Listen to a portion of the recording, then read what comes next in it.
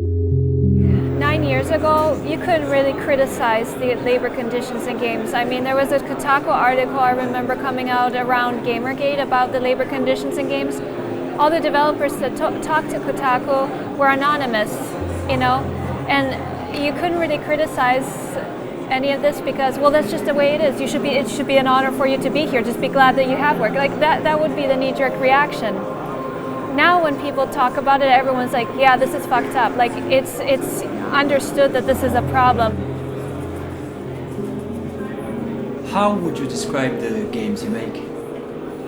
Alternative art games, kind of like experimental art on a computer, experimental software. It's very different and it kind of falls kind of outside of games often.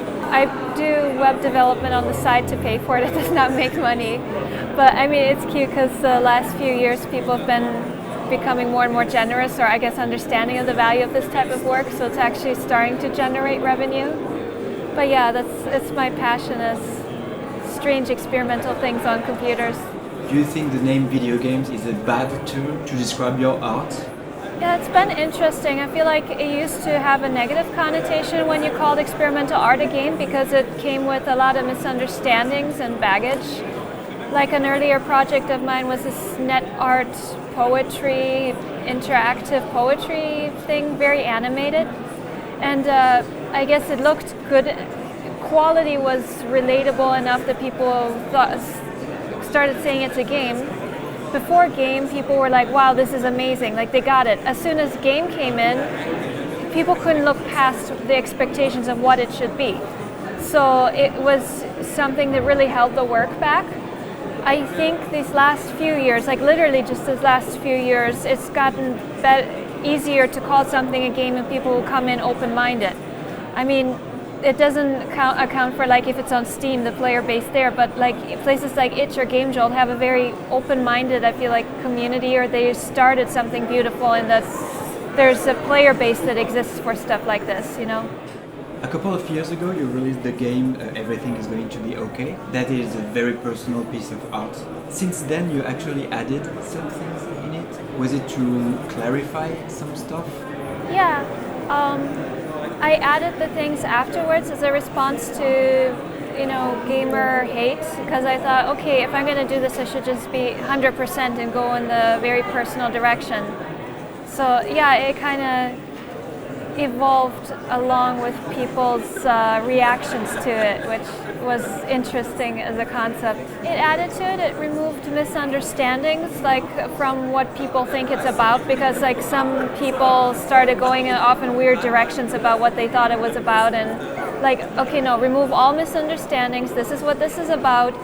And I feel like also if you don't give in to that kind of hate and negativity, people back off because you can't be intimidated. And I don't like the idea where people are like, games shouldn't be personal, you should not put yourself out there that much, and what do you expect if you make personal artwork, of course you're going to get attacked, which is so bullshit, because cinema can be personal, paintings can be personal, poetry is personal, like there's all these other mediums that are deeply personal, and music too, but somehow games aren't allowed to be that safely, it's weird. What kind of misunderstandings was there regarding your games? People were like, the type of trauma it might be about, that I have mental health issues and I'm extremely sick in the head and I'm crazy, I'm batshit crazy, and like, you give them a little bit and then they want to hate you, so they're going to try really hard to form some kind of negativity around your work. So like, to do away with all that, I did the missing pages where it's like literally, okay, this is what this is about, but it's also open enough where you can, go to the other pages and read yourself into it. So it still maintains the dialogue between the person playing and the game, the relatability, but also has my own personal story in there, so the people that aren't going to hate it I think it makes them more open, and the people that are going to hate it makes them more hesitant, like they're really being assholes now, so yeah. You made a talk today that was about video games harassment. Can you talk a little bit about it? Yeah, this August I posted a blog post titled Calling Out My Rapist, and I talk about a really difficult situation that I was in when I first got into games, and my job situation too that led up to me being assaulted by someone famous in games, and the way I was treated basically. And when I post it, it's a very long post, and it kind of gives out all the details, everything anyone needs to know, to call someone out. And it kind of took off, and it caused other people to also share their stories, and it caused a discussion in games. But I feel like it kind of didn't go further than just calling people out, because there was no real talk about how do we handle this sort of thing in communities. So the talk itself is based on a lot of discussions I had with friends or other people that called people out, or other people that were abused. Like how can you move on, and how can a community deal with people, reconcile with the situation, and make things better for victims. So yeah, the talk is very serious discussion about abuse and how to deal with abusers and approach that. Why do you think it was important for you to not only make a blog post about what happened to you, but actually had to talk in front of people about it? Yeah, I think it was very important for me because there is a lot of hurt in general in all these in games, and it's kind of ridiculous how you could go to a convention, and this happens to women. Men don't. There's this gap where men just don't understand a lot of this because they don't hear these stories. I can go to a convention, I will be talking to a guy that comes off as a total ally, and then afterwards I'll get a message about him, warning me about him, and it's so dumb, because it comes to a point where you really feel like this is literally going to be every guy now, because who can you trust? And we have whisper networks, but they fail us because not everyone has access to it. It creates this distrust, and it's ridiculous that this is so rampant here, and no one feels like they can't do anything about it or even speak up about it. So I feel like the fact that I was able to say something and people believed me instead of all the other things I thought was going to happen, and then the fact that others felt empowered to say something and they were believed too, that sets a precedence where we can actually change things, because a lot of the victims, they don't speak up because you're afraid of your work, standing in the community, any type of consequence. And yeah, I feel like being able to give this talk was a way of moving forward even past that, to a place where, okay, here's maybe stuff that we could do as a community to address these situations and make it safer for everyone. Do you think it feels like an endpoint to be able to talk about this stuff in public now? I don't know, I feel like it's complicated because games in general have so much to lose that I think people want really badly to move on from this, and it's kind of like it's undetermined how any of this is going to work out, because a lot of the people that were called out, you can see that they're going to just bounce back and it's going to be fine and nothing really will change. I really hope just the fact that people feel like they can say something makes a difference, but I don't know, I feel like a lot of this is still undecided. The problem is so big and so heavy that one talk isn't going to really change this. Are we at the point when things are going to be better now, where we start seeing more unions being created, for example? You are able to speak freely about this stuff now in public. Is the future brighter, do you think? Yeah, I think so. I mean, it's true.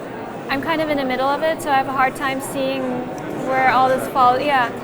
But 9 years ago, you couldn't really criticize the labor conditions in games. I mean, there was a Kotaku article I remember coming out around Gamergate about the labor conditions in games. All the developers that talked to Kotaku were anonymous, and you couldn't really criticize any of this because, well, that's just the way it is. It should be an honor for you to be here. Just be glad that you have work. Like that would be the knee-jerk reaction. Now when people talk about it, everyone's like, yeah, this is fucked up. Like it's understood that this is a problem. It's not like the excuses are so rampant anymore, and the mental health thing too is really true. So I don't know, I feel like just the fact that you could talk about it and people are willing to listen, that is a huge step.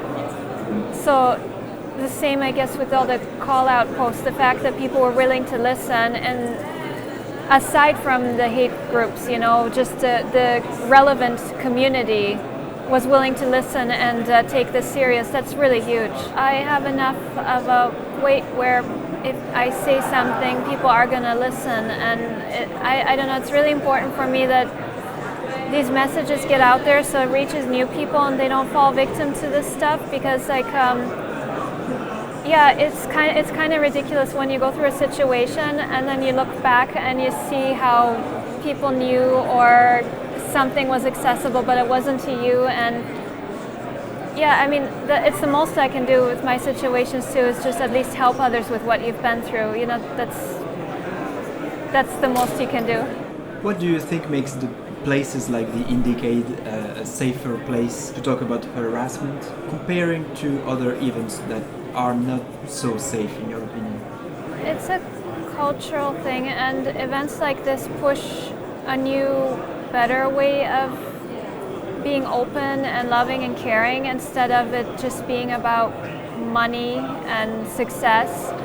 Like I gave a talk at GDC one time, and it was basically about how not everything is about money, and you can't apply a financial value to things like social change or cultural relevance or sentiment, you know. So I mean, you know, like I thought it was a good talk and a very realistic thing about how you should broaden your horizons about the way we weigh success, you know. A few people walked out, and the general review of it was pretty, you know, obviously upset that why is this here, like, you know. So I would not in my wildest dreams ever give a talk like I did here at GDC, because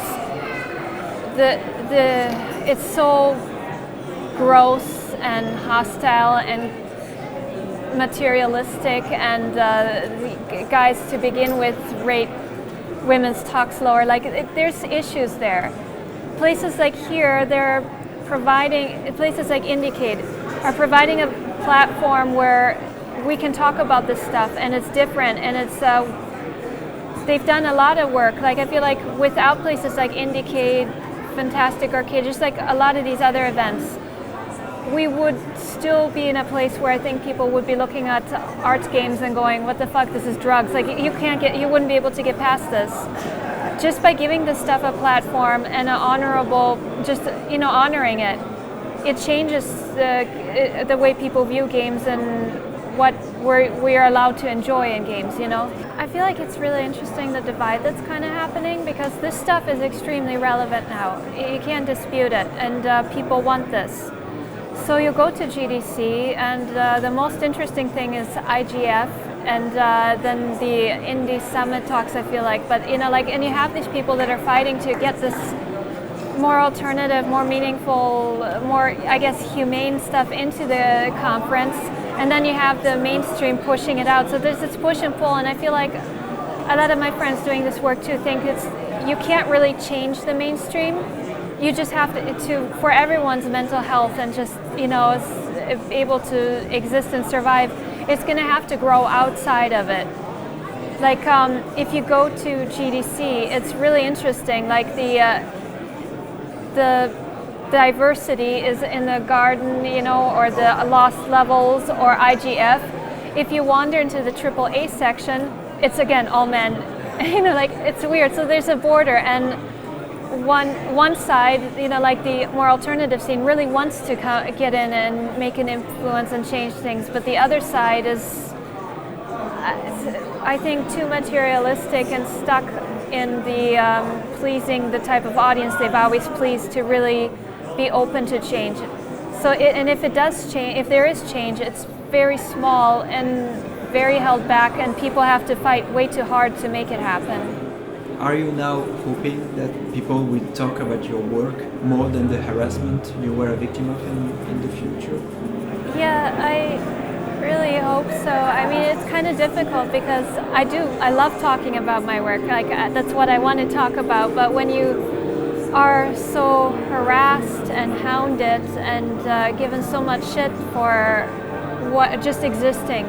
It's hard not to talk about that when you're given an opportunity to talk about it, because like I feel like there's an obligation to say something and maybe make a change by being able to speak up about it, you know. And it's hard to talk about my work, or it feels kind of frivolous and irresponsible to talk about that when there's these really important issues that someone needs to talk about, you know. And people appreciate it, you know. A lot of people say thank you for the bravery and for speaking and all that. So I mean, it benefits people, you know. It's not like I'm doing this just for myself. It has an effect, you know. So yeah, I mean, I wish I want to get to that point, but you know, if something happens, I have to say something.